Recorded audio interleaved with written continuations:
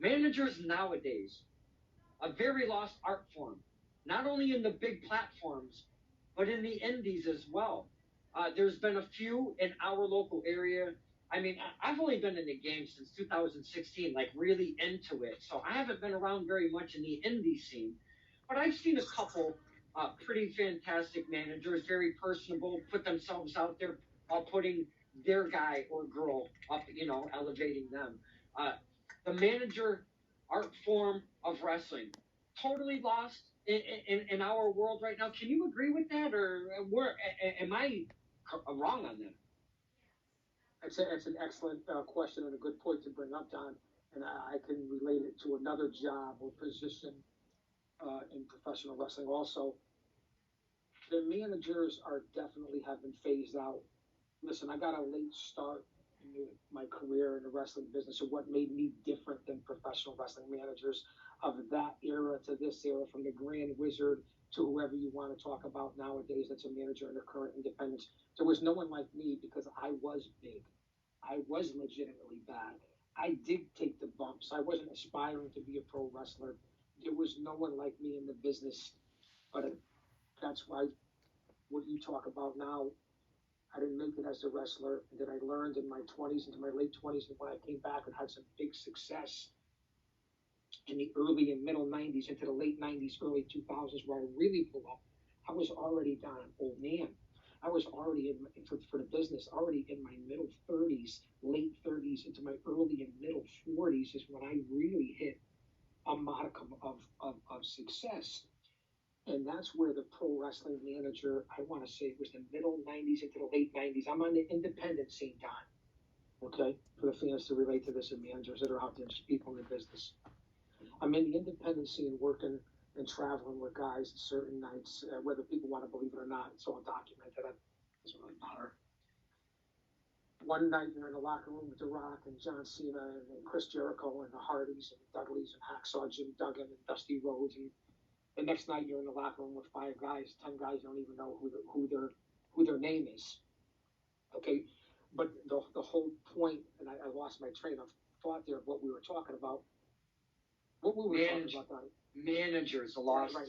Here, that was my point. I was working with all those. Thank you. Working with all those times in the independent with household superstar names like that, Mick Foley, Jerry the King Lawler. I can go on and on. The legendary Kevin Kowalski, local great guys like Zombie and Slick, and then they phased it out. I even got to work with people like Velvet Sky and Sunny when they were great as female managers before they became big talent. They phased it out in the middle, late 90s. One night you with Yokozuna, Rikishi, and Umaga. And in the big leagues, the next night you're with guys that I respect that are Hall of Famers, but guys that are not in the WWE.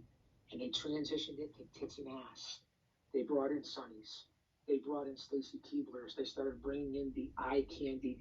The manager of the old time, Gary Hart, Precious Paul, Ellering, Jim Cornette, the Grand Wizard, Freddie Blassie, Bobby Heenan, Jimmy Hart, the list goes on and on and on. Jim Cornette, they were all pushed aside unless they were super famous, and they brought out TNA because ECW brought that in. The Attitude brought that in, and the manager, the old time manager, was phased out. And that's why I believe personally I didn't make it to my modicum of signing the contract. But I do notice that in today's independence, the managerial role is coming back if you're good, and we'll get on to that in a second.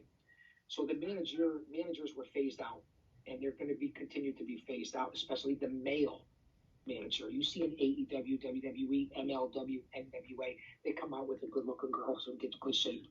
That's what puts asses in the seats, gives ratings. They don't want to see a guy like me. They don't want to see Don Kincaid. They don't want to see the Fox Man. They don't want to see Honest Abe. They don't want to see Joey DeNucci. Do you understand what I'm saying? So they have phased that out, and this is what I talked about to WWE legend Mario Mancini. As they phased out the manager's traditional role, like I just talked about, and phased into TNA and stayed that way, they phased out jobbers.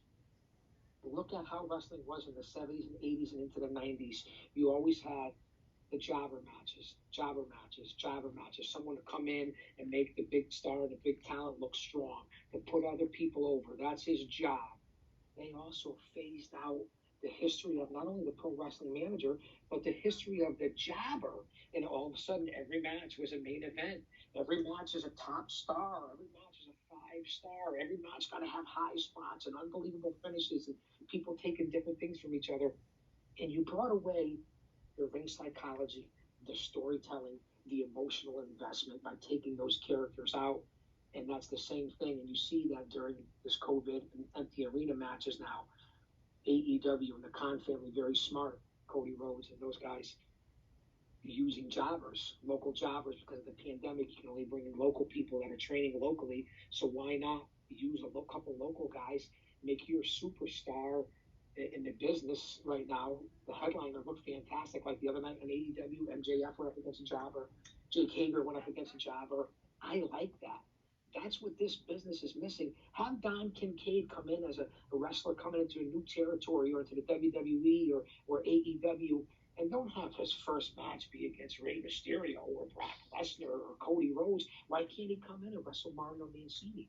Why can't he come in and wrestle Paul Perez? Why can't he come in and wrestle Bobby Ocean? Why can't he come in and wrestle Slick Wagner Brown? Those guys are jobbers, but do you understand what I'm saying?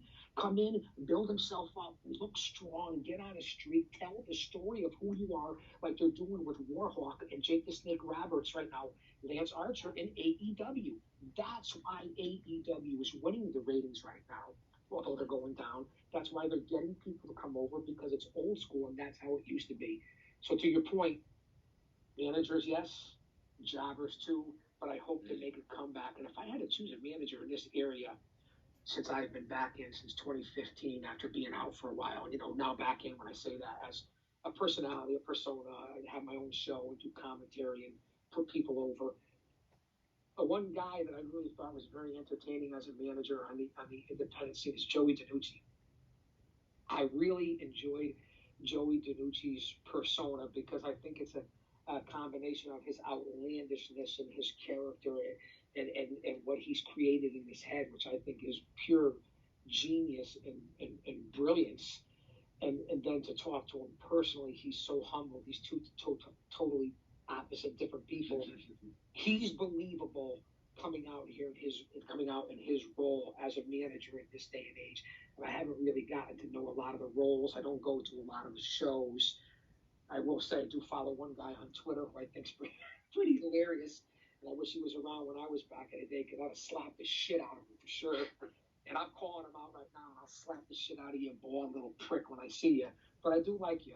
And that's Jared Silverclip. That's what he's called. Whoa, Jared. No, Jared talks out loud. Jared Silverclip. Is that his name? No, little bald. I'll slap the shit out of Jared. Hey, listen, but that's a word.